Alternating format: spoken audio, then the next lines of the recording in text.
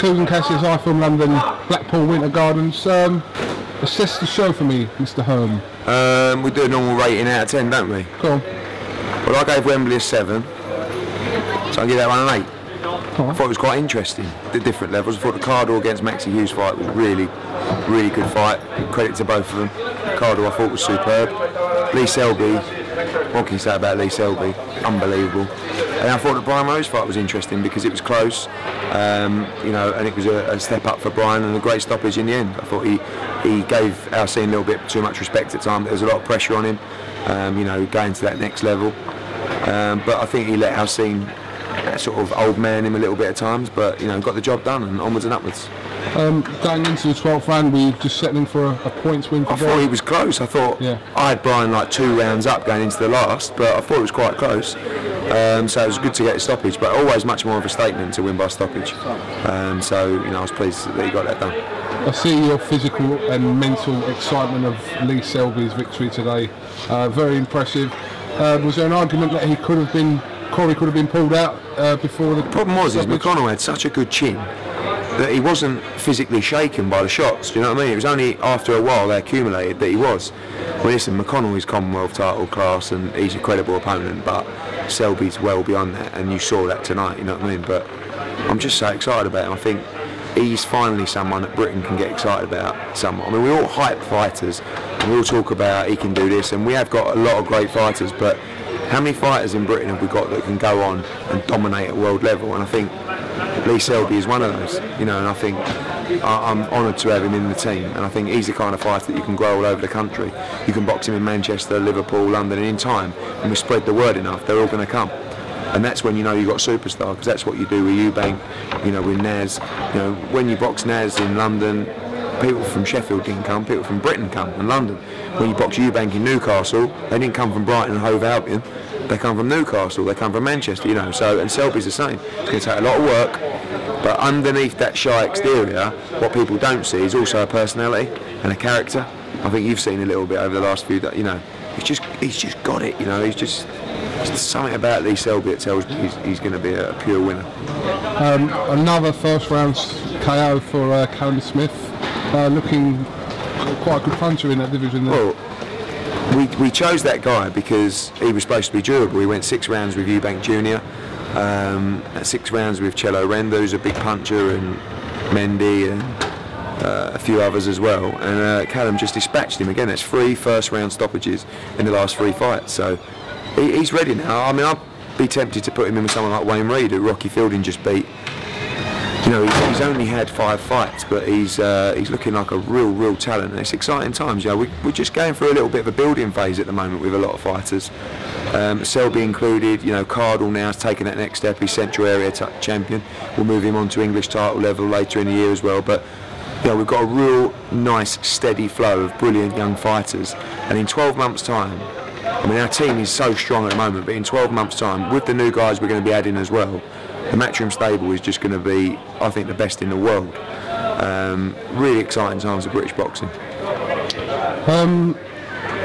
What was I going to say? Oh, rating out of 10 for the Red Tomato.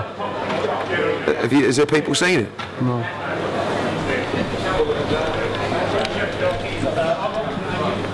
Well, never has the phrase rascal clobber ever been more apparent. Absolutely sun-blushed shocking. Mediterranean tomato with olive oil and oregano mixed in. Is it tomato or is it a plum? I'm not sure. I played the game tonight.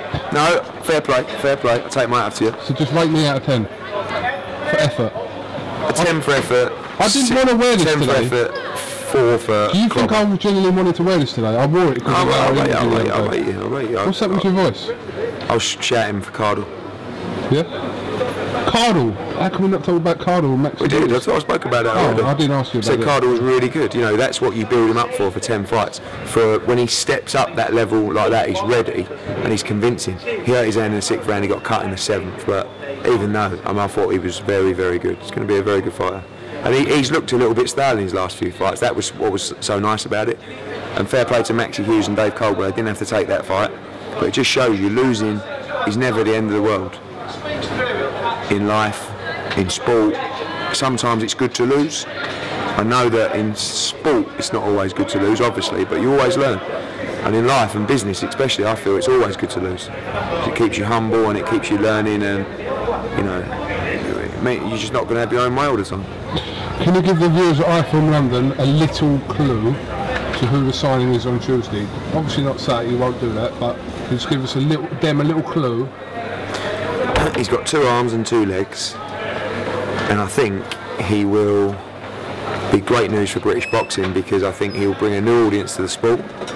And I think that this is a time where British boxing should be very excited, because this is the kind of... Oh, I've got to be careful, haven't I? We may announce on Monday for the press conference on Tuesday, but it's great news for British boxing. It really is, and like I said, it just strengthens our team. And you know, we've got such a great team, and we are building. And sometimes people have to be a little bit patient, but we're getting there. We're doing everything right for our fighters. I'm just going to end this by rating you for Clubber today. So look.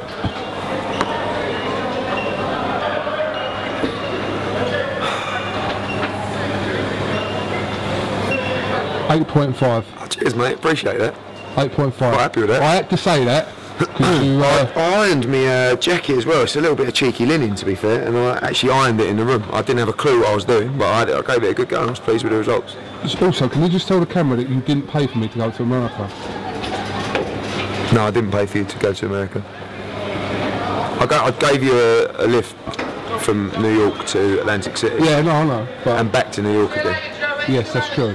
No, because people will go... But you did buy me a slice of pizza and a bag of Haribo's and a Starbucks at the service station on the way out of Manhattan. No, I bought you a sandwich. A sandwich. To be fair, I remember it was a chicken, like, tortilla wrap. That's it. Cheeky.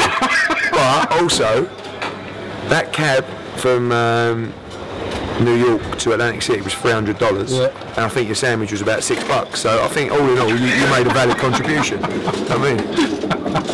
Alright, okay. Alright, listen, thank you very much for talking to iFILM London.